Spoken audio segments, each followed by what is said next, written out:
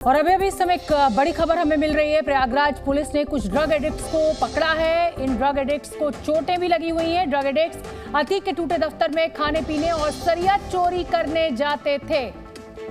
तो drug addicts को चोट लगी हुई है, जिनको पुलिस ने हिरासत में लिया है। पूछताछ उनसे चल रही है और खुलासा ये हो रहा है कि अतीक के दफ्तर में खाने पीने और सरिया चोरी करने के लिए ये बदमाश जाते थे।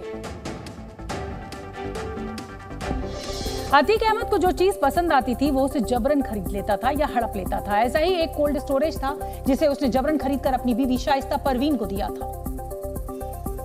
और वो कोल्ड स्टोरेज शाइस्ता का गोल्ड बैंक बन गया, यानी सोने का अंडा देने वाली मुर्गी बन गया था। प्रयागराज सिटी से 15 किलोमीटर दूर झूसी अंदावा में वो कोल्ड स्टोरेज मौजूद है, जिसे कोर्ट के आदेश के बाद साल 2020 में बुलडोजर से तोड़ दिया गया था। ये प्रॉपर्टी शाइस्ता परवीन की थी, शाइस्ता परवीन के नाम से थी और इस प्रॉपर्टी को अतीक ने अपने दम पर, अपने माफियागिरी पर इस पर कब्जा किया था। दरअसल ये जमीन 3 भाइयों की थी। अतीक ने ये कोल्ड स्टोरेज हड़प कर अपनी पत्नी शाइस्ता परवीन के नाम पर लिखवाया था। उसकी पत्नी इसे अपना गोल्ड बैंक मानती थी, क्योंकि इस कोल्ड स्टोरेज से हर साल करीब 2.5 से 3 करोड़ रुपए की कमाई होती थी। इस कोल्ड स्टोरेज के अंदर लगभग 2 लाख बोरी रखने की क्षमता है। एक बोरी से 135 रुपए लिए जाते थे, यानी कि साल भर में 2.5 करोड़ से अधिक की कमाई होती थी। इस कोल्ड स्टोरेज को प्रशासन ने 2 साल पहले बुलडोजर चलाकर जमींदोज कर दिया था। लोगों के मुताबिक अतीक ने 3 भाइयों से ये कोल्ड स्टोरेज हड़पा था। लोगों के मुताबिक ये कोल्ड स्टोरेज पहले राजकुमार, शरद और सुशील कुमार का था। इसमें से एक भाई पर अतीक ने दबाव बनाकर काफी कम कीमत देकर खरीद लिया। बाकी 2 भाई कोल्ड स्टोरेज बेचने के लिए राजी नहीं थे, लेकिन अतीक ने उन्हें ऐसा टॉर्चर किया कि दोनों भाई भी कोल्ड स्टोरेज को बेचने के लिए राजी हो गए। पहले ओझा जी की जमीन थी ये। ओझा जी 3 भाई थे। जी ओझा जी, तो फिर उसके बाद जो है इसको ये तो तकरीबन 2014-15 के आसपास जो है इसको जो है संसद जी कब्जा किया गया। लोगों का कहना है कि अतीक अपनी पत्नी शाइस्ता परवीन से कहता था कि ये लो तुम्हारा गोल्ड बैंक मैंने खोल दिया है, अब यहाँ से होने वाली करोड़ों की कमाई से तुम अपने शौक और दूसरी चीजों पर खर्च कर सकती हो। अतीक की पत्नी शाइस्ता परवीन 61 दिनों से पुलिस को चकमा दे रही है। आखिर वो कौन लोग हैं जो उसकी फरारी में मदद कर रहे हैं? पुलिस ने शाइस्ता के मददगारों की पहचान कर ली है और ऐसे लोगों की तादाद 20 है। इसमें शाइस्ता के साथ वकील, उसे शरण देने वाले और पैसों से मदद देने वाले लोग भी शामिल हैं। पुलिस ने शाइस्ता के मददगारों की लिस्ट तैयार की है। इसमें सुधांशु त्रिपाठी उर्फ बल्ली पंडित, मोहम्मद नफीस, इरशाद उर्फ सोनू, अरशद, सुल्तान अली, बांदा का जफर अहमद खान, डॉक्टर शैला, असाद, नूर, मोहम्मद मुस्लिम, मोहम्मद राशिद उर्फ नीलू, आवेज अहमद, अशरफ का साला सद्दाम, कासिम, ननद आयशा नूरी, असलम मंत्री, खालिद जफर शामिल हैं। इन लोगों पर प्रयागराज पुलिस और एसटीएफ पैनी नजर बनाए हुआ है। इनके मूवमेंट और बैंक अकाउंट के लेन देन पर भी नजर रखी हुई है। पुलिस जल्द ही इनसे पूछताछ कर सकती है।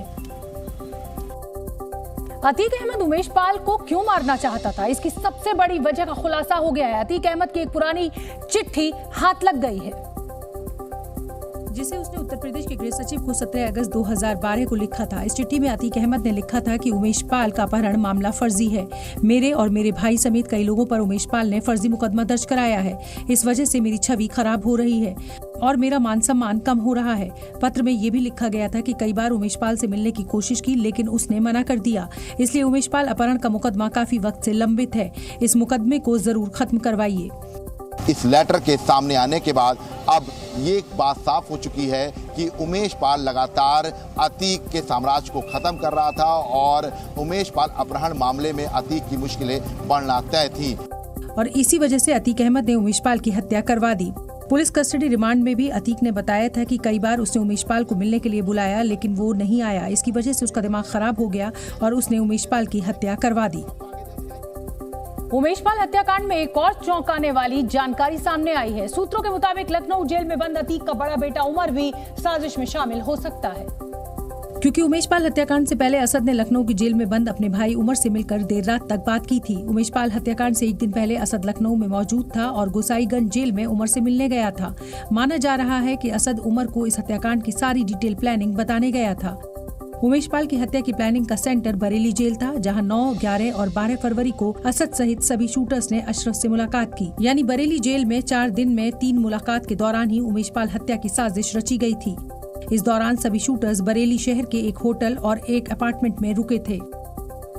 अखिलेश यादव ने उत्तर प्रदेश में अपराधियों के एनकाउंटर पर सवाल उठाते हुए योगी सरकार पर निशाना साधा।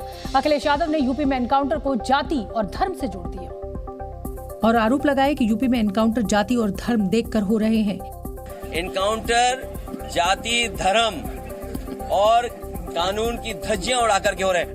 वहीं योगी ने कर्नाटक के मांड्या विधानसभा क्षेत्र में चुनाव प्रचार के दौरान यूपी की कानून व्यवस्था की जमकर तारीफ की। वहां पर सुरक्षा की गारंटी है, वहां पे समृद्धि की गारंटी है, नो कर्फ्यू, नो दंगा, और वहां पर है सब चंगा। 1 मई को महाराष्ट्र दिवस के दिन मुंबई में आतंकी हमले का अलर्ट है। 1 मई को महाराष्ट्र दिवस के दिन मुंबई में आतंकी हमले की आशंका जताई गई है। शिवाजी पार्क में हमले की आशंकाएं हैं, इसी वजह से इलाके में धारा 144 लगा दी गई है। नोएडा के 100 से ज्यादा स्कूलों को 1-1 लाख के जुर्माने का नोटिस थमाया गया है। इन स्कूलों ने कोरोना के दौरान ली गई फीस का 15% अभी तक वापस नहीं किया था।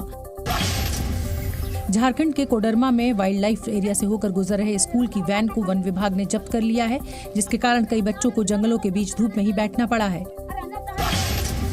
गौ तस्करी कर रहे आरोपियों का गुरुग्राम में पुलिस ने पीछा किया। 20 किलोमीटर तक पीछा करने के बाद पुलिस ने आरोपियों को गिरफ्तार किया है। बिहार के बेगूसराय में शॉर्ट सर्किट की वजह से करीब 1.5 दर्जन घरों में आग लग गई। आग की वजह से 18 परिवार बेघर हो गए।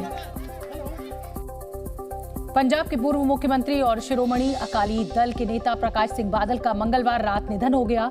5 बार पंजाब के मुख्यमंत्री रहे प्रकाश सिंह बादल 95 वर्ष के थे और बीते 1 साल से सांस की बीमारी से जूझ रहे थे। मंगलवार रात 8 बजे मोहाली के फोर्टिस अस्पताल में इलाज के दौरान उन्होंने अंतिम सांस ली।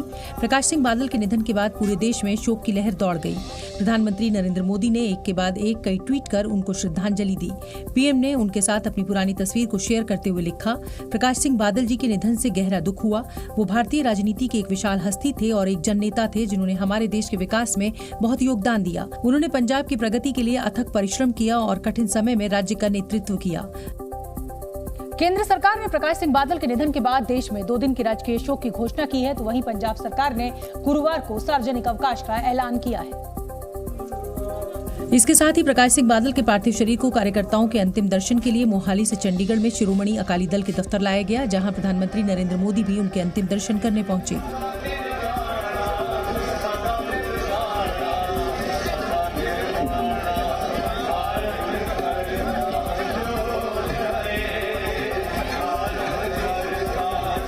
प्रधानमंत्री मोदी के साथ हरियाणा के मुख्यमंत्री मनोहर लाल खट्टर और पंजाब बीजेपी के कई नेता मौजूद रहे। बादल परिवार के करीबी और हरियाणा के पूर्व मुख्यमंत्री ओम प्रकाश चौटाला ने प्रकाश सिंह बादल के निधन को किसानों का सबसे बड़ा नुकसान बताया। 94 साल की उम्र तक उन्होंने किसानों के हित की गल बड़ा महसूस करनगे जदों उन्हां दे कीते होए काम देखणगे। प्रकाश सिंह बादल ने किसान आंदोलन के समर्थन में अपना पद्म विभूषण सम्मान लौटा दिया था। पंजाब के सियासी गलियारों में बाबा बोहड़ के नाम से मशहूर प्रकाश सिंह बादल पंजाब की राजनीति के शिखर पुरुष से कम नहीं थे। 95 साल के बादल का राजनीतिक करियर 75 वर्षों का था, क्योंकि देश की आजादी से ठीक पहले 1947 में महज 20 साल की उम्र में वो बादल गांव के सरपंच चुने गए थे। 75 साल लंबे अपने सियासी करियर में प्रकाश सिंह बादल सिर्फ 2 बार विधानसभा का चुनाव हारे थे, पहला 1967 में और दूसरा 2022 में। प्रकाश सिंह बादल ने जीवन के हर कदम पर संघर्ष किया, जिसका नतीजा ये रहा कि उनके जीवन के लगभग 17 वर्ष जेल में ही बीते। 1990 में वो दक्षिण भारत की एक जेल में बंद थे और अपनी इकलौती बेटी की शादी में भी शामिल नहीं हो पाए थे। तब उनकी बेटी का कन्यादान उनके दोस्त और तत्कालीन उप प्रधानमंत्री चौधरी देवीलाल ने किया था। 1970 में जब प्रकाश सिंह बादल पहली बार पंजाब के मुख्यमंत्री बने, तब वो देश के सबसे युवा मुख्यमंत्री थे। उस वक्त उनकी उम्र 43 साल थी और जब 2012 में वो 5वीं बार पंजाब के मुख्यमंत्री बने, तब उनकी उम्र 83 साल थी और वो सीएम बनने वाले देश के सबसे बुजुर्ग नेता थे। 1977 में प्रकाश सिंह बादल पहली और आखिरी बार केंद्र की मोरारजी देसाई सरकार में मंत्री बने। 2007 से 2017 तक बादल लगातार 10 सालों तक पंजाब के मुख्यमंत्री रहे। ऐसा करने वाले वो पंजाब के इकलौते नेता हैं।